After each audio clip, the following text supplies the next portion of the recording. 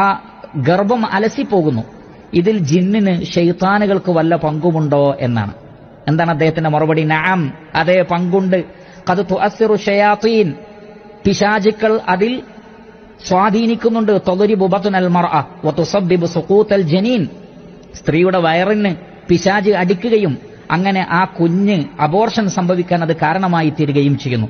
പ്രത്യേകിച്ചും ഇദാ ഖാഫത്തിൽ മർഅതു മിനശ് ശയാത്തീൻ ഫഇന്നഹും യദുറൂനഹാ, വല്ലാതെ പിശാചിനെ പേടിക്കുന്ന സ്ത്രീകളാണെങ്കിൽ പിശാച് അവരെ കളിപ്പിക്കുകയും അവരെ ഉപദ്രവിക്കുകയും ചെയ്യും.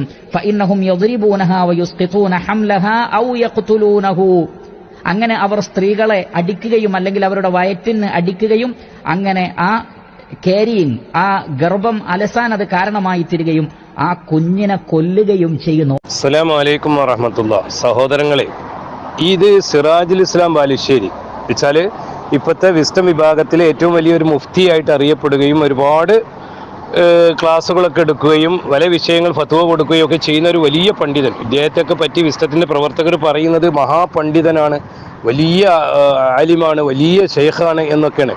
ഞാൻ ഈ ഒരു വോയിസ് കേട്ടപ്പോൾ സത്യത്തിൽ അള്ളാഹുവിൻ്റെ പ്രവാചകൻ പറഞ്ഞത് എത്ര സത്യമാണ് നമുക്കത് ബോധ്യപ്പെടുകയാണ്. കാരണം ഈ തഹ്തസമ, ആകാശത്തിൻ്റെ കീഴിലെ ഏറ്റവും നികൃഷ്ടരായ ജീവികൾ ഒരു വിഭാഗം പണ്ഡിതന്മാരായിരിക്കും നബിത്തങ്ങളുടെ ഉമ്മത്തിലെ എന്ന് പറയുമ്പോൾ അതിലേക്ക് ഇനി നമ്മൾ എവിടെയാണ് തിരയേണ്ടത്? ആരെയാണ് ഇനി അത് എവിടെയാണെന്ന് അന്വേഷിക്കേണ്ടത്? ഈ വീഡിയോ നിങ്ങളൊന്ന് കേൾക്കണം. ഇദ്ദേഹത്തിൻ്റെ ഈ പ്രസംഗം ഇതെന്താണെന്നറിയോ? ഇത് ഇദ്ദേഹം പറയുന്ന ഒരു ഗർഭഛിദ്രം വെച്ചാൽ കുട്ടി ഗർഭത്തിൽ തന്നെ മരിക്കുക, അതുപോലെ തന്നെ അബോർഷനാകുക എന്നുള്ള വിഷയമുണ്ടല്ലോ.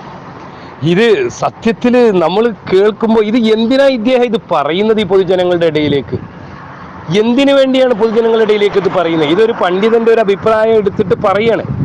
പക്ഷെ ഇതെന്തിന് ഇദ്ദേഹം പറയുന്നു? ഇദ്ദേഹം ഇത് പറഞ്ഞിട്ട് എന്താ പറയുന്നത്? ഇതൊന്നും നമ്മൾ വിശ്വസിക്കരുത് എന്നാണോ പറയുന്നത്?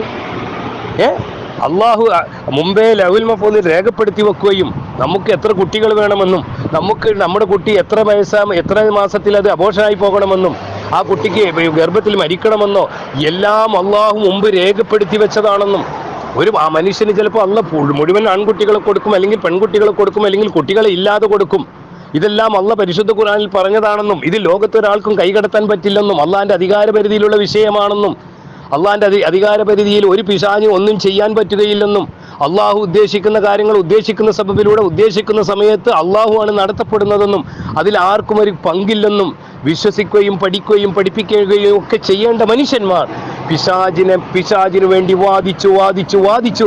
സഹോദരങ്ങളെ, എൻ്റെ വിസ്ഡം പണ്ഡിതന്മാരെ, അള്ളാഹിനെ പേടിക്കുന്ന വിസ്ഡം പണ്ഡിതന്മാരെ, ഇയാളെ ചങ്ങലക്കിടണം സഹോദരങ്ങളെ.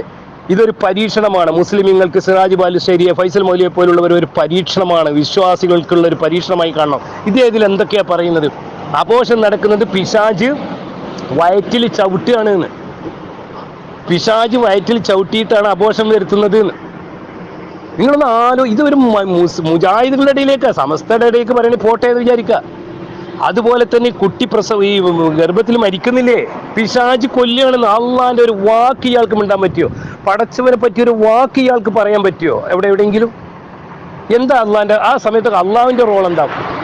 അള്ളാഹു എന്ന് പറയുന്ന ഒരു ശക്തി ഉണ്ടെന്ന് ഇയാൾ വിശ്വസിക്കുന്നുണ്ടല്ലോ. അള്ളാഹ്ക്കൊരു റോളും ഇല്ലേ ഈ സമയത്തൊന്നും? എന്താ പടച്ചവനെ ഇവരുടെ ഈമാൻ കാര്യത്തിലാണ് പഴുപറ്റിയത്. വിസ്ഡം സഹോദരങ്ങളെ, ചിന്തിച്ചോളി. നിങ്ങളെ നരകത്തേക്ക് കൊണ്ടെത്തിക്കാൻ ഉണ്ടാക്കി ഒരു പരീക്ഷണം വെക്കും. വിശ്വാസികൾക്കാണ് ഇങ്ങനെയൊക്കെയുള്ള പരീക്ഷണം ഉണ്ടാകുക. സൂക്ഷിച്ചോളുണ്ട് കേട്ടങ്ങളെ. ഒരാളോടുള്ള ദേഷ്യം കൊണ്ട് പറയല്ല, വ്യക്തിപരമായിട്ട് അയാളോട് ഒരു ദേഷ്യം നമുക്കില്ല.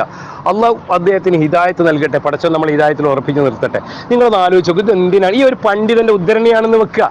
ഒരാളോടുള്ളൊരു ചോദ്യമാണ്, ഒരു ശേഖനോടുള്ള ചോദ്യമാണ് അദ്ദേഹത്തിന്. ഓക്കെ, അതിന് ഇതിവിടെ ഉദ്ധരിച്ചിട്ട് എന്താ പറഞ്ഞു കൊടുക്കുക? ഇത് എന്തിനാണ് ആളുകളുടെ ഇടയിലേക്ക് ഇങ്ങനെ എന്തെല്ലാം അഭിപ്രായങ്ങളുണ്ട്? ഇത് പിന്നെ ഇപ്പോൾ സമസ്തക്കാർ പറയുന്നത്, സമസ്തക്കാർ അറബിയിലുണ്ട് പറഞ്ഞിട്ട് ഈ ഭാരത്ത് വായിച്ച് അർത്ഥം വെച്ച് ഇന്ന ഇമാമ് പറഞ്ഞിട്ട് അതെന്നെ ഒരു വിശ്വസിക്കുന്നത്. എന്നിട്ട് ഒരു ചോദ്യം ഇമാമ് ചെറുക്ക് പരിചരിപ്പിക്കുക, ഇമാമ് മറ്റതൊക്കെ മറിച്ചതൊക്കെ ഇത് കേൾക്കുമ്പോൾ ആളുകൾ എന്ത് ചെയ്യും? ഇത് നിങ്ങളൊന്ന് ആലോചിച്ച് നോക്കൂ, എന്താ ഇതിന്റെ അവസ്ഥ? ഗർഭഛിദ്രം ഉണ്ടാകുന്നത് പിശാച് അടിച്ചിട്ടാണെന്നും പിശാച് ചെയ്യിപ്പിക്കുകയാണെന്നും കുട്ടി ഗർഭത്തിൽ മരിക്കുന്നത് എന്താണ് പിശാച് കൊല്ലുകയാണെന്നും പടച്ചവനെ ഈമാൻ കാര്യത്തിലല്ലേ പഴുപറ്റിയത്? അല്ലെ? നിങ്ങളൊന്ന് ആലോചിച്ച് നോക്കി. അള്ളാഹിനെ പറ്റി ഒരു വിശ്വാസം, അള്ളാഹ്ക്ക് എന്ത് റോളാ പിന്നെ ഇവിടെ ഉള്ളത്?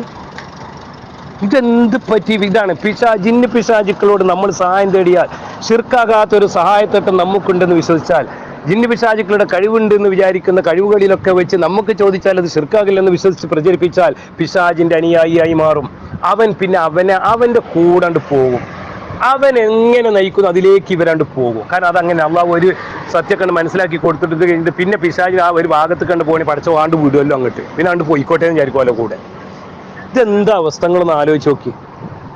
അള്ളാഹിന്റെ അധികാര പരിധിയല്ലേ സഹോദരങ്ങളെ. ഒരാൾക്ക് എപ്പോൾ കുട്ടി ഉണ്ടാകണം, എത്ര അബോർഷൻ ഉണ്ടാകണം, ഇന്ന മാസത്തിൽ അബോർഷൻ ആകണം, ഇന്ന മാസത്തിൽ അത് മരിക്കും ആ കുട്ടി, അയാൾക്ക് ഇത്ര കുട്ടികൾ ഇത്ര വയസ്സ് വരെ ജീവിക്കും, ഇത്ര കുട്ടികൾ ഉണ്ടാകും, ഇത്ര ആൺകുട്ടികൾ വരും, ഇതെല്ലാം അള്ളാഹ് മുമ്പ് രേഖപ്പെടുത്തി വെച്ചല്ലേ സഹോദരങ്ങളെ, അല്ലേ? അത് അള്ളാഹുവിന്റെ തീരുമാനപ്രകാരം രേഖപ്പെടുത്തി വെക്കുകയോ അത് അള്ളാഹ് നൽകുന്നതല്ലേ. അതിൽ ആർക്കെങ്കിലും ഇടപെടാൻ പറ്റുമോ?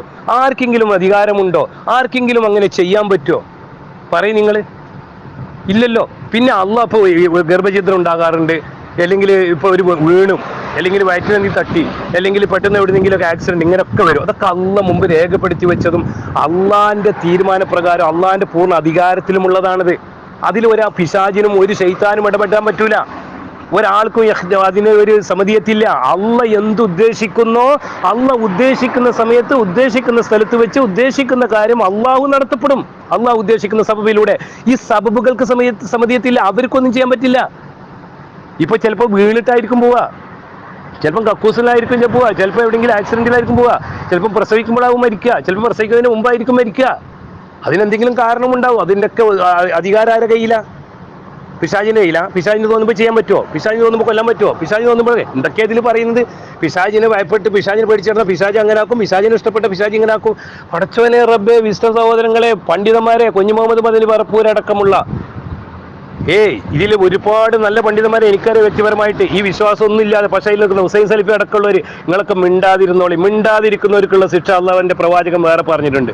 ഈ പറയുന്ന പൊട്ടത്തരങ്ങളും വിഡ്ഢിത്തരങ്ങളും ഒക്കെ പൊട്ടത്തരവും വിഡ്ഢിത്തരവും ഇസ്ലാമിന് ഈമാൻ കാര്യത്തിനെതിരാണെന്നും ഇസ്ലാമിൻ്റെതെല്ലാം നിങ്ങൾക്കൊക്കെ ബോധ്യപ്പെട്ടിട്ടും ഇതിനു വേണ്ടി മിണ്ടാതിരുന്നവരുണ്ടല്ലോ. ആ മിണ്ടാതിരുന്നവർക്കുണ്ടല്ലോ, പണ്ട് മീൻ പിടിച്ച കഥ ഞാൻ പറഞ്ഞിട്ടില്ലേ? എന്തെങ്കിലും ആയിക്കോട്ടെ, നമ്മൾ പിടിക്കാൻ പോകണ്ട, ഓല എന്തെങ്കിലും ചെയ്യണ്ട, മുണ്ടാതിരിക്കണേ. ഓല അള്ള വെറുതെ വിട്ടിട്ടില്ല. സൂക്ഷിച്ചോളുണ്ട് പണ്ഡിതന്മാരെ നിങ്ങൾ. വലിയ വലിയ ആളുകളുണ്ടായാലും നമുക്കറിയാം വിശ്വാസമൊന്നും ഇല്ലാത്ത, ഞങ്ങൾക്ക് ആ വിശ്വാസം ഇല്ലാന്ന് നമ്മളോട് പേഴ്സണലും PM ഒക്കെ പറഞ്ഞിട്ടുണ്ട്. അത് പറഞ്ഞവരോട് ചോദിച്ചോളി എന്നൊക്കെ പറഞ്ഞ നിങ്ങളെ അള്ള വെറുതെ വിടുന്നു വിചാരിക്കണ്ട. ഇതൊക്കെ കേട്ടിട്ട് എന്തൊക്കെ പൊട്ടപ്പോയത്തങ്ങളാണ് ഞാൻ വിളിച്ചു പറയുന്നത്. ഓരോ ദിവസം ആ ഇമാം പറയുന്നത്, ഈ പണ്ഡിതൻ ഇങ്ങനെ അഭിപ്രായം, ആ ഇങ്ങനെ പല അഭിപ്രായങ്ങളുണ്ട് പണ്ഡിതന്മാർക്ക്. അതെല്ലാം ഒരു വിശ്വാസമായി എടുക്കാൻ പറ്റുമോ? ഒരു അക്കീദയായി സ്ഥാപിക്കാൻ പറ്റുമോ? ആളുകൾക്കിടയിൽ പറഞ്ഞു കൊടുക്കാൻ പറ്റുമോ? പറഞ്ഞു കൊടുക്കുമ്പോൾ അതിന്റെ നിജസ്ഥിതി കൂടി പറഞ്ഞു കൊടുക്കണ്ടേ? അതിലെന്ത് വിശ്വാസമാണ് നമ്മൾ രൂപീകരിക്കേണ്ടത് പറഞ്ഞു കൊടുക്കണ്ടേ? ഇതിനെപ്പറ്റി ഇങ്ങനെയാണ് നമ്മൾ വിശ്വസിക്കേണ്ടതെന്ന് പറഞ്ഞു കൊടുക്കണ്ടേ? ആ വിശ്വാസം നബിത്തങ്ങൾ പഠിപ്പിച്ച ആദർശത്തിന്റെ അനുസരിച്ചാകണ്ടേ? പരിശുദ്ധ ഖുർആന്റെ വിശ്വാസം അനുസരിച്ചാകണ്ടേ? എന്നാ പിന്നെ കുഴപ്പമുണ്ടായിരുന്നില്ല. ഇതങ്ങനെയുണ്ടോ? വല്ലാത്തൊരു കഷ്ടം. എന്തൊക്കെ കുറേ കാര്യങ്ങൾ പറഞ്ഞിട്ടുണ്ട്. അള്ളാഹു ഹിദായത്ത് നൽകട്ടെ. പഠിച്ചവനെ ഇവരുടെ ഷറിൽ നിന്ന് അള്ളാഹു മുസ്ലിമുകളെ കാത്തുരക്ഷിക്കട്ടെ. പ്രാർത്ഥിക്കുക വഴിയുള്ളൂ സഹോദരങ്ങളെ. പന്നാര വിസ്തംകാർ, നിങ്ങൾ ഈ താടിയും വലിയൊരു തോപ്പും ആ നെരിയാൻ്റെ മേലുള്ള ഇതൊക്കെ കണ്ടിട്ട് നിങ്ങളതിൻ്റെ പിന്നാലെ പോകാൻ നിൽക്കണ്ട. മനസ്സിലായോ? നിങ്ങൾ ആദർശം കയ്യിലുണ്ടോ എന്ന് നോക്കിക്കോളി, ഇങ്ങോട്ട് പോയിക്കോളി. മനസ്സിലായോ?